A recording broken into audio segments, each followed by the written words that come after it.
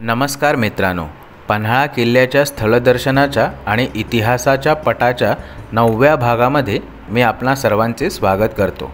आतापर्यंत आपण पन्हाळा किल्ल्यावर साधारणपणे 40 ऐतिहासिक ठिकाणे पाहून पन्हाळा किल्ल्याच्या 8व्या-9व्या शतकापासून ते स्वातंत्र्य प्राप्तीच्या थोड्या आधी श्रीमंत छत्रपती राजश्री शाहू महाराजांच्या विकास कार्यापर्यंतचा इतिहास पाहिला।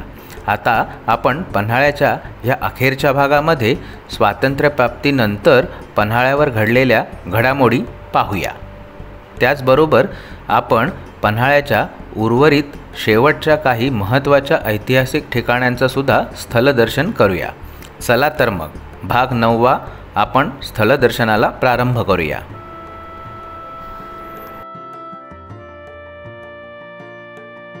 मित्रांनो, सज्जाकोटीपासून अतिशय जवळ तटबंदीच्या बाजूने जेव्हा आपण पुढे चालत येतो पश्चिमेच्या दिशेने, तेव्हा आपल्याला पन्हाळा किल्ल्याच्या तटबंदीमध्ये अशा 2 ते 3 कमानींची जागा दिसते। ही कमानींची जागा म्हणजेच एकेकाळचा चोर दरवाजा होता। पन्हाळ्याला असणाऱ्या अनेक दिंडी दरवाजांपैकी हा एक छोटासा दिंडी दरवाजा म्हणता येईल। येथून गुप्तपणे आत किंवा बाहेर जाता येत असे। संकटकाळी गुप्त निरोपांची देवाणघेवाण किंवा रसदीचं सामान ह्या छोट्याशा दरवाज्यातनं किल्ल्यात घेतलं जाई। येथे एकेकाळी कडक पहारा असे। आज जरी याला दारं दिसत नसली तरी पुरातन काळात ह्याला कदाचित दरवाजे म्हणजे लाकडी फळ्यांचे दरवाजे असण्याची पूर्ण शक्यता आहे। या दरवाजाच्या खाली जेव्हा आपण बघतो तेव्हा येथे मुद्दामून आपल्याला दिसते की येथे सरळसोट छोटेखानी कडा आहे। येथे कदाचित दोरीच्या साहाय्याने चढ उतार केली जाता येत असावी असा अंदाजच मी व्यक्त करू शकतो। कारण चोर दरवाजे नेहमी अवघड रीतीनेच प्रवेश करण्यासाठी किंवा किल्ल्याच्या बाहेर पडण्यासाठी वापरात येत असणारे तटबंदीमधले मार्ग असायचे। ह्याच्याच वर म्हणजे तटबंदीच्या आपल्याला या दरवाजांच्या कमानीच्या वर देखील आपल्याला जाता येते। येथून आपल्याला पन्हाळा किल्ल्याच्या आजूबाजूचा अतिशय सुंदर असा निसर्गरम्य प्रदेश देखील अनुभवता येतो।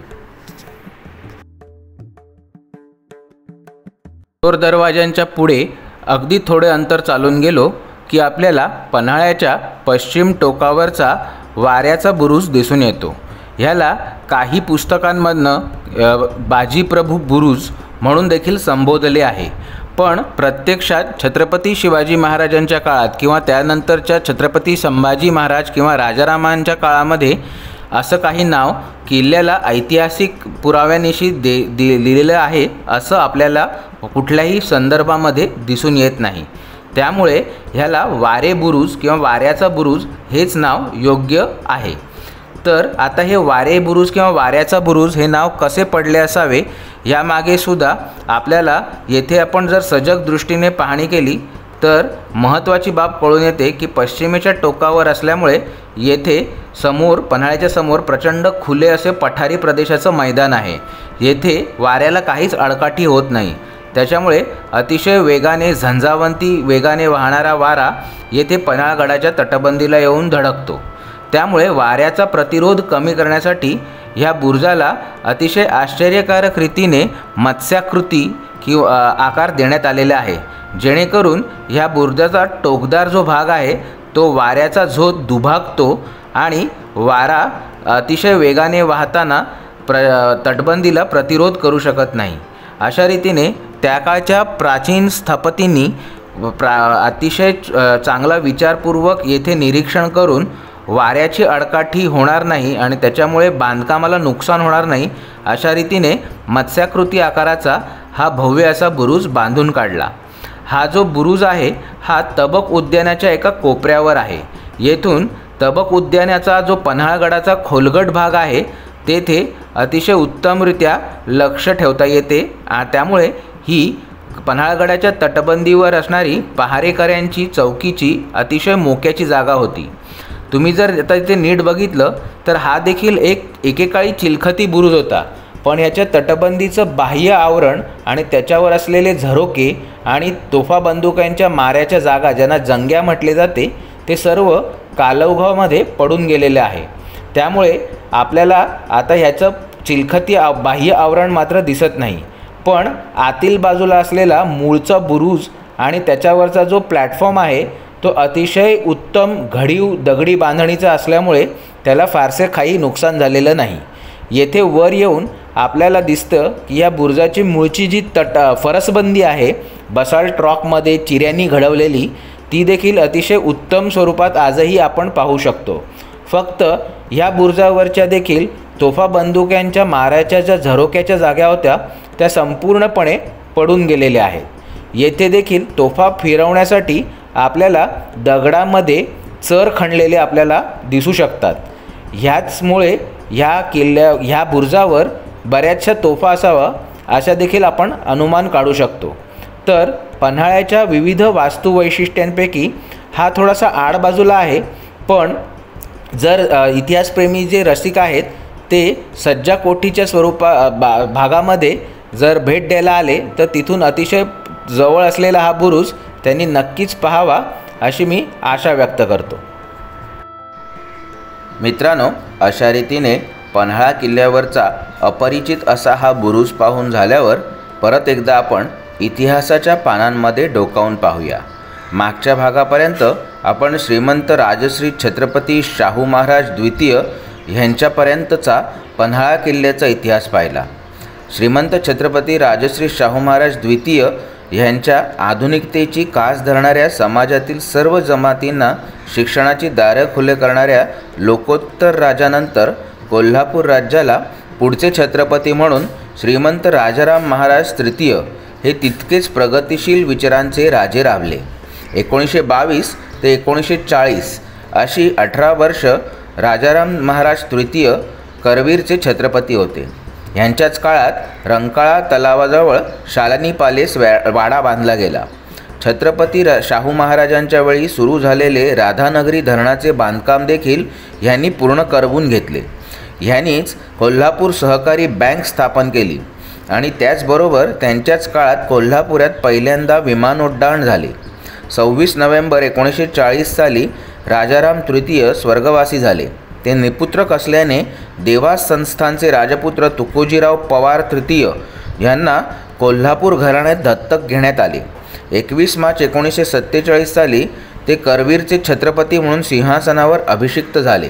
1940 ते 1946 ह्या काळात एका अतिशय लहान छत्रपतींना दत्तक घेण्यात आले होते। ते 7वे शिवाजी महाराज म्हणून करवीरचे छत्रपती झाले। वयाच्या अवघ्या 4थ्या वर्षीच त्यांचा स्वर्गवास झाला। त्या काळात ब्रिटिश रिजंट राज्यकारभार पाहत असे। ह्याच दरम्यान 1942 साली पन्हाळा किल्ल्याच्या लोकवस्तीसाठी ग्रामपंचायत मंजूर करण्यात आली। पंचायतीमध्ये रविवार पेठ, सोमवार पेठ, मंगळवार पेठ, बुधवार पेठ, गुरुवार पेठ, रामपूर पेठ, कदमवाडी आणि खुद्द किल्ल्यातली वस्ती ह्यांचा समावेश केला गेला होता। अशा रीतीने कोल्हापूर संस्थानतर्फे पन्हाळ्याच्या संपूर्ण जे व्यवस्थापन आहे आणि प्रशासन आहे याच्यासाठी काळजी घेण्यात येत असे। कोल्हापूर संस्थान काळात याच्याच पुढे 18 मे 1946 रोजी छत्रपतींच्या जाहीरनाम्याद्वारे पन्हाळा ग्रामपंचायतऐवजी हिल स्टेशन कमिटी नेमण्यात आली। बॉम्बे म्युनिसिपल ब्युरो ॲक्ट 1901 या कायद्यानुसार नगरपंचायतीप्रमाणे कारभार सुरू झाला। पन्हाळ्याचे पहिले ऑफिस सुपरिटेंडेंट DS जाधव यांची नेमणूक झाली। 1 जानेवारी 1954 या दिवशी स्वतंत्र भारतात मुंबई प्रांताच्या विधिमंडळाने खास बाब म्हणून लोकसंख्या कमी असून देखील थंड हवेचे ठिकाण आणि ऐतिहासिक स्थळ म्हणून पन्हाळ्यावर क वर्ग दर्जाची नगरपरिषद स्थापन करण्याची परवानगी दिली। यावेळेला नगरपरिषदेमध्ये लोकनियुक्त सभासद नसत। पन्हाळा तालुक्याचे प्रांताधिकारी, पन्हाळ्याचे मामलेदार, नगररचना अभियंता, मुंबई प्रांताचे टुरिझम डायरेक्टर व हिल स्टेशन सुपरिटेंडंट यांची समिती नगरपरिषद चालवे। 1955 साली पन्हाळा किल्ल्यातील वस्तीसाठी पहिल्या प्रथम वीज कनेक्शन घेण्यात आले। याच्याच पुढे 1967 सालापासून मात्र नगरपरिषदेची सामान्य नगरपरिषदेप्रमाणे निवडणुका सुरू झाल्या आणि लोकप्रतिनिधी नगरपरिषदेचा कारभार पाहू लागले। अशा रीतीने पन्हाळ्याचा हा दीर्घ इतिहास 1967 पर्यंत येऊन प्राचीन काळामध्ये विलीन होतो आणि येथून वर्तमान काळामध्ये पन्हाळ्याची वाटचाल भारतीय गणराज्याच्या सार्वभौम देशाबरोबर चालू होते आणि त्याचबरोबर भारतामधल्या सर्व इतर भागाप्रमाणेच पन्हाळा हा एक किल्ला पर्यटकांचं आकर्षण बनून आणि इतिहासप्रेमींना बोलवत आजही येथे उभा आहे। पन्हाळा किल्ल्यामधील सर्वात सुस्थितीमध्ये असणाऱ्या इमारतींमधील एक इमारत पाहायला आपण जाणार आहोत। हे इमारतींचे संकुल अंबारखाना किंवा धान्यकोट्या या नावाने ओळखले जाते। पन्हाळ्याच्या बालेकिल्ल्यामध्ये आपण ह्या अजस्त्र धान्यकोठ्या पाहू शकतो। प्राचीन काळापासून पन्हाळा किल्ला राजधानीचे ठिकाण असल्यामुळे शेतसारा स्वरूपात व सैन्याच्या रसदीसाठी शिलाहार कुळापासून येथे धान्य साठ्याची योजना केली होती। किल्ल्यांच्या लष्करी वास्तुशास्त्राप्रमाणे या धान्यकोठ्या किल्ल्याच्या अंतर्गत भागातील सर्वात सुरक्षित अशा बालेकिल्ल्यात स्थापन केल्या गेल्या आहेत। पन्हाळा किल्ल्याला साधारणपणे 7 ते 8 किलोमीटर लांब तटबंदीचे सुरक्षा कवच आहे। या तटबंदीच्या घेऱ्यामध्ये असणाऱ्या विस्तृत प्रदेशात अजून एक अंतर्गत तटबंदीचे जादा संरक्षक कवच निर्माण करून बालेकिल्ला बांधला गेला। त्याला बाहेरून लांब आणि रुंद असं खंदकाचं आवरण घालून अभेद्य करण्याचा प्रयत्न केला गेला। त्याच्या आत सर्वात महत्त्वाच्या इमारती म्हणजे राजवाडे, टांगसाळ, कोठारे यांची निर्मिती केली गेली। दुर्दैवाने बालेकिल्ल्यातील हे वास्तुवैभव परकीय इंग्रजांनी 1844 साली केलेल्या हमल्यात पार नष्ट झाले। छत्रपती शिवाजी महाराज, छत्रपती संभाजी महाराज, राजाराम महाराज यांचा निवास जेथे असे ते राजवाडे संपूर्ण नष्ट झाले। आज घडीला प्रचंड वाढलेल्या झाडीमध्ये त्यांची केवळ दगडी ज्योतीच शोधावी लागतात। इंग्रज साम्राज्याच्या काळात कोल्हापूरच्या संस्थानी प्रदेशामध्ये श्रीमंत छत्रपती राजाराम महाराज 12 ते 14 घोड्यांच्या शाही व्हिक्टोरियन बग्गीमधून येथे भेट देण्यात येत असत असं करवीर संस्थांच्या नोंदी तपासताना आढळतं। नंतरच्या काळात ते खास गाडीमधून येथे येऊ लागले। अंबारखान्याच्या पश्चिमेला तटालगत घोड्यांचा तबेला होता। तेथे ओळीने करवीर संस्थांची खास शाही 51 घोडी बांधली जात असत। त्यांच्या रपेटीसाठी येथे मोठे मोकळे मैदान देखील होते। जवळच रेडेघाटीतून आणलेल्या गवताच्या गंजी रचून ठेवण्यासाठी गंजीखाना देखील ह्याच बालेकिल्ल्याच्या भागात होता। या सर्व भागांमध्ये सर्वात महत्त्वाच्या 3 इमारती आहेत, ज्या ऐतिहासिक दृष्टीने पन्हाळ्यातील सर्वात महत्त्वाच्या इमारतींच्या स्थळदर्शनामध्ये मोडतात। चला आता आपण ह्या इमारतींच्या स्थळदर्शनाकडे वळूया। ह्या सर्व भागांमध्ये सर्वात महत्त्वाच्या 3 इमारती या ऐतिहासिक दृष्टीने पन्हाळ्यातील सर्वात महत्त्वाच्या इमारती आहेत। ह्या इमारतींच्या स्थळदर्शनाकडे आता आपण वळूया। या संकुलातील सर्वात मोठी इमारत म्हणजेच 2 प्रवेशद्वारांनी युक्त अशी गंगाकोठी ही इमारत आहे। हिच्या दोन्ही बाजूला इमारतीच्या गच्चीवर जाण्याचा जिना आहे। ही गंगाकोठी 10,200 चौरस फूट इतक्या प्रचंड क्षेत्रफळाची व 35 फूट उंचीची आहे। भारतातील सर्वात मोठ्या व सर्वात पवित्र अशा गंगा नदीचे नाव तिच्यासारखीच ही इमारत देखील हजारोंना अन्न पुरवते, म्हणून कदाचित ह्या इमारतीला म्हणजेच ह्या कोठाराला देण्यात आले असावे। हिच्यासारखेच हिच्या बाजूला 152 फूट लांब आणि 40 फूट रुंदीची व 18 फूट उंचीची यमुना कोठी आहे व तिच्याही बाजूला शेवटची इमारत म्हणजे 88 फूट लांब, 35 फूट रुंद व 30 फूट उंच अशी सरस्वती कोठी देखील आपण येथे पाहू शकतो। ह्या 3ही कोठ्यांमध्ये मिळून 25,000 खंडी धान्य साठा केला जायचा अशा रीतीने येथील स्थानिक गाईड आपल्याला माहिती देतात। आता 25,000 खंडी म्हणजे किती हा आपल्याला प्रश्न पडेल। तर एक खंडी ह्याच्यामध्ये 20 मण असं साधारणपणे प्रमाण धरलं जायचं। हे एक खंडी म्हणजे 20 मण हे सर्वत्र सारखे नसे। सुरतेमध्ये याचं प्रमाण वेगळं असायचं, दख्खनेमध्ये म्हणजे औरंगाबाद किंवा विजापूरच्या पेठात वेगळं असायचं, पण सामान्यपणे 20 मणाच्या आगेमागे हे प्रमाण असे। आणि 20 मण म्हणजे जर आपण 1 मण मोजायला गेलं तर साधारणपणे 40 किलो असं धरलं जातं। म्हणजेच आपल्याला जर अंदाज करायचा असेल तर एका खंडीमध्ये साधारणपणे 800 किलो धान्य असं प्रमाण धरलं जायचं. म्हणजे तुम्ही अंदाजच करू शकाल की 25,000 खंडी धान्य म्हणजे किती प्रचंड धान्यसाठा होऊ शकत असेल. अर्थात हे सगळं धान्य एकाच प्रकारचे नसे. शिवाजी महाराजांच्या काळामध्ये येथे नाचणी, नागली, तांदूळ, बाजरी, ज्वारी अशी विविध धान्य एकत्रितरित्या साठवली जायची. परत ही सर्व धान्य आजच्याप्रमाणे पोत्यांच्या स्वरूपामध्ये न साठवता ह्या कोठ्या ज्या तुम्हाला दिसत आहेत ह्या कोठ्यांमध्ये खुल्या सुट्ट्या स्वरूपात साठवली जायची. तुम्ही म्हणाल हे कसं काय शक्य आहे? तर ह्याच्यासाठी एक खास विशेष पद्धत वापरली जायची. तुम्हाला ह्या कोठ्यांमध्ये जे छप्पर आहे त्या छपरांमध्ये अतिशय छोट्या छोट्या खिडक्या बनवलेल्या दिसतील. तर ह्या खिडक्या एकेकाळी धान्याचा इन्कमिंग म्हणजे तिथे वर जाऊन धान्याचं जे पोती किंवा ज्या स्वरूपामध्ये धान्य येथे आणलं जायचं ते पोत्यांतून येथून वरच्या खिडक्यातनं खाली सोडलं जायचं. आणि ह्या संपूर्ण कोठ्यांमध्ये हे धान्य जसं आपण आपल्या घरामध्ये डब्यामध्ये धान्य भरतो तसं वरून खाली सोडलं जायचं आणि या कोठ्या धान्याने काठोकाठ भरून टाकायच्या.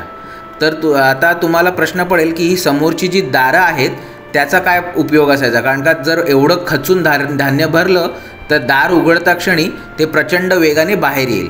तर त्या काळी दरवाजे हे संपूर्णपणे बंद करून बाहेरून लिंपून टाकायचे. आणि तुम्हाला जो हा आपला उंबरठा आहे या उंबरठ्याच्या खालती जे भोग दिसतंय ते तिथून ते धान्य बाहेर सोडले जायचं. तुम्ही म्हणाल ही फारच विचित्र कल्पना आहे. कारण आत्ता आपल्याला जरी या कोठ्यांची जमीन समतळ स्वरूपात दिसत असली तरी एकेकाळी ह्या जमिनीला दरवाज्यांच्या दिशेने उतार होता, जो हल्ली पुरातत्व विभागाने सुरक्षिततेच्या कारणाने जमीन समतल करून घेतल्याने नष्ट झालेला आहे. तर वरून जे प्रचंड धान्य भरलं जायचं त्याच्या प्रेशरमुळे ते उताराकडे सरकायचं, पण दरवाजे बंद असल्याने बाहेर पडू शकायचं नाही. पण याच्या उंबरठ्यामध्ये जे छिद्र आहे तिथे लाकडी बुचं घातलेली असायची. गरजेप्रमाणे ती बुचं उघडून त्यातनं बाहेर पडणारं धान्य दररोजच्या वापरासाठी किल्लेकऱ्यांच्या उपयोगामध्ये आणलं जायचं. अशा रीतीने हे धान्य अतिशय सीलबंद स्वरूपामध्ये वाळवीपासनं उंदरांपासनं संरक्षित ठेवलं जायचं. आणि उंदीर किंवा वाळवी ह्या धान्य कोठ्यांमधील धान्याला शिरून त्रास न देऊ नये म्हणून ह्या धान्य कोठ्यांच्या भिंतीची जाडी सुमारे 10 फूट इतकी प्रचंड जाड ठेवण्यात आलेली आहे. आणि वरील बाजूच्या छिद्रांमध्ये सुद्धा त्या छिद्रांच्या आकाराची लाकडी बुचं बसवून त्याचं वरून येणाऱ्या उन्हाळ्या पावसापासनं संरक्षण केलं जायचं. ही जी बाजूची दारं आहेत येथे असणाऱ्या अरुंद पॅसेजमधनं पोती घेऊन कामगार या किल्ल्याच्या छतावर चढायचे आणि येथे वर येऊन ह्या छिद्रांमधनं आपल्याकडे असलेली धान्याची पोती ते आतमध्ये सोडून द्यायचे. अशा रीतीने ह्या कोठ्यांमध्ये धान्य साठवायची पुरातन पद्धती उपयोगात आणली जात असे. तुम्ही बघू शकत असाल आता आम्ही गंगा कोठीच्या छपराच्या वर आलेलो आहोत. येथे पूर्ण छप्पर हे उतरत्या स्वरूपात ठेवले असून ह्याच्या बाजूने पाणी वाहून जायला अतिशय योजनाबद्ध रीतीने पन्हाळींची सुद्धा रचना केलेली आहे. त्याचबरोबर येथून दुसऱ्या बाजूने खाली जाण्यासाठी परत जिना तयार केलेला आपल्याला दिसतो. आणि ह्याच्या उताराच्या जो छपराचा उतार आहे त्याचं उतारावरून वाहणारं पाणी परत या छिद्रात पण जाणार नाही याच्यासाठी प्रत्येक छिद्राच्या भोवती एक उंचवटा देखील तयार करण्याची काळजी देखील घेतली गेलेली दिसते. ह्याच्यावरून किती कल्पकतेने त्या काळच्या वास्तुशास्त्रज्ञांनी या कोठारांची निर्मिती केली आहे ते आपल्याला समजून येते.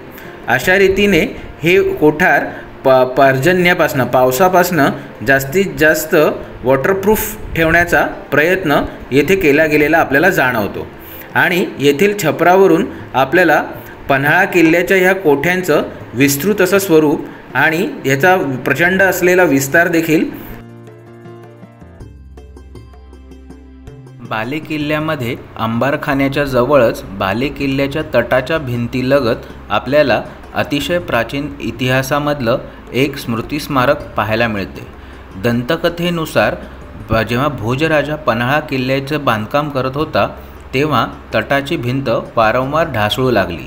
तेव्हा तत्कालीन अंधश्रद्धेच्या प्रथेप्रमाणे नरबळी द्यायचा असं ठरलं। नरबळीसाठी तेव्हा तेली समाजामधली गंगू तेलीण नावाची एक बाळंत स्त्री तयार झाली। तिचा आणि तिच्या पुत्राचा जन्म झाल्याक्षणी येथे त्यांना पुरण्यात आले आणि तटाच्या भिंतीचं बांधकाम उभं राहिले अशी एक लोककथा पन्हाळ्यावर प्रचलित आहे। तिच्या ह्या बलिदानाची खूण म्हणून येथे विरगळ उभारण्यात आलेला आपण पाहू शकतो। ह्या विरगळाचे स्थान देखील पन्हाळ्याच्या इतिहासात तितकेच महत्त्व राखून आहे। अर्थात याला इतिहासाचा कागदोपत्री पुरावा नसला तरी दंतकथेनुसार हा देखील पन्हाळ्याच्या इतिहासाचा एक महत्त्वाचा भाग आहे। मित्रांनो, आपण पन्हाळा किल्ल्यावर मराठ्यांच्या इतिहासातील अनेक गाजलेल्या व्यक्तिमत्वांच्या समाध्या पाहू शकतो। त्यापैकीच एक सर्वाधिक गाजलेले व्यक्तिमत्व म्हणजे वीररत्न शिवा काशीद होय। त्यांची समाधी देखील पन्हाळ्याच्या 4 दरवाजाच्या जवळ किल्ल्याच्या घेऱ्यामध्ये डोंगर उतारावर मुख्य रस्त्यावर आपण पाहू शकतो। येथूनच आपण वीररत्न शिवा काशीद यांच्या समाधीकडे जाऊ शकतो। मुख्य रस्त्यापासून असा दगडी पायऱ्यांचा जिना आपल्याला समाधी स्थळापाशी नेऊन सोडतो। वीररत्न शिवा काशीद हे छत्रपती शिवाजी महाराजांच्या इतिहासामधली त्यांचे एक गाजलेले सरदार होऊन गेले। शिवा काशीद हे पन्हाळ्याच्या पायथ्याशी असलेल्या नेबापूर गावातील नाभिक समाजातील एक महत्त्वाचे स्वराज्याचे सेनानी होते। छत्रपती शिवाजी महाराजांनी जेव्हा पन्हाळा किल्ला जिंकून घेतला तेव्हा नेबापूर गावातील हे स्थानिक शिवाजी महाराजांच्या स्वराज्याच्या सैन्यात सामील झाले आणि असं म्हटलं जातं की हे हुबेहूब छत्रपती शिवाजी महाराजांसारखे दिसत असल्यामुळे बहिर्जी नाईक यांनी स्वराज्याच्या गुप्तहेर खात्यामध्ये शिवा काशीदांची नेमणूक करून घेतली। शिवा काशीद ह्या त्यांच्या नावातल्या काशीद या फारसी शब्दाचा अर्थ महत्त्वाची पत्रे ने आण करणारा महत्त्वाचा असा माणूस। अर्थात शिवा काशीद हे गुप्तहेर खात्यामध्ये गुप्त संदेशाच्या पत्रांची देवाणघेवाण करत होते की नव्हते ह्याचा लिखित पुरावा असा कुठेही मिळत नाही, पण त्यांच्या नावामुळे मात्र हे आपण तर्क लावू शकतो की ते कदाचित गुप्तहेर खात्यामध्ये ह्या महत्त्वाच्या पदावर असावेत। जेव्हा आपण समाधी स्थळाकडे येतो तेव्हा आपल्याला येथे असे पुतळे दिसतात आणि समाधी स्थळाचे सुशोभीकरण करण्यात आल्याचे आपल्याला दिसून येते। येथे भित्तिचित्रांमधनं म्हणजे भिंतीवर प्लास्टर ऑफ पॅरिसच्या साह्याने तयार केलेल्या चित्रांमधनं छत्रपती शिवाजी महाराजांच्या जीवनात घडलेला पन्हाळ्यावरून निसटण्याचा अजरामर प्रसंग कोरून येथे येणाऱ्या इतिहासप्रेमी पर्यटकांसाठी ऐतिहासिक आठवणी जागा करण्याचा प्रयत्न करण्यात आलेला आहे। ते आपण येथे बघू शकतो। 12 जुलै 1660च्या रात्री छत्रपती शिवाजी महाराज सिद्दी जोहारने घातलेला पन्हाळगडाचा वेढा फोडून बाहेर पडले। त्यांच्या प्लॅननुसार ते व बाजीप्रभू मोठ्या टोळीसह आडबाजूच्या मार्गाने विशाळगडाकडे रवाना झाले, पण मुख्य रस्त्याने मात्र 15 ते 20 मावळ्यांची टोळी घेऊन वीररत्न शिवा काशीद पालखीत शिवाजी महाराजांचा वेश करूनच मुख्य मार्गाने मलकापूरकडे रवाना झाले, जेणेकरून सिद्दी जोहारचे आदिलशाही सैन्य जेव्हा तपास करू लागले तेव्हा ते पहिल्यांदी शिवा काशीद यांची टोळी पकडेल अशी ही योजना होती आणि तसेच घडले। सिद्दी जोहारचा जावई सिद्दी मसूद याने पाठलागादरम्यान वीररत्न शिवा काशीद यांची टोळी पकडली। ती परत येथे पन्हाळगडाच्या पायथ्याशी असणाऱ्या सिद्दी जोहारच्या वेढ्यात आणण्यात आली। तेथे आदिलशाही सरदारांनी हे असली शिवाजी महाराज नसून हे नकली डमी आहेत, बॉडी डबल आहेत अशी खात्री पटवल्यामुळे सिद्दी जोहारने चिडून त्यांचा खून केला। तीच ही जागा असल्याचे मानले जाते आणि येथे त्यांच्या पुढच्या पिढीतल्या वंशजांनी त्यांची समाधी उभारली होती। ती नंतरच्या काळामध्ये विस्मृतीमध्ये देखील गेली होती, पन्हाळगडावरचेच एक थोर इतिहास संशोधक गुळवणी ह्यांनी ती समाधी परत एकदा शोधून काढली आणि पुढे सरकारने ह्या समाधीस्थळाचा विकास केला। येथे सुंदर असा वीररत्न शिवा काशीद यांचा पुतळा देखील बसवला आणि येथे त्यांची समाधी अतिशय सुस्थितीमध्ये आणून तिला इतिहासप्रेमींसाठी पर्यटन स्थळाचा एक दर्जा देऊन त्यांचा विकास घडवून आणला। शिवा काशीद हे छत्रपती शिवाजी महाराजांच्या इतिहासामधलं एक गाजलेलं व्यक्तिमत्व असल्यामुळे अतिशय सुशोभित स्वरूपातली अशी ही समाधी पन्हाळगड किल्ल्याच्या पायथ्याशी विकसित करण्यात आलेली आहे।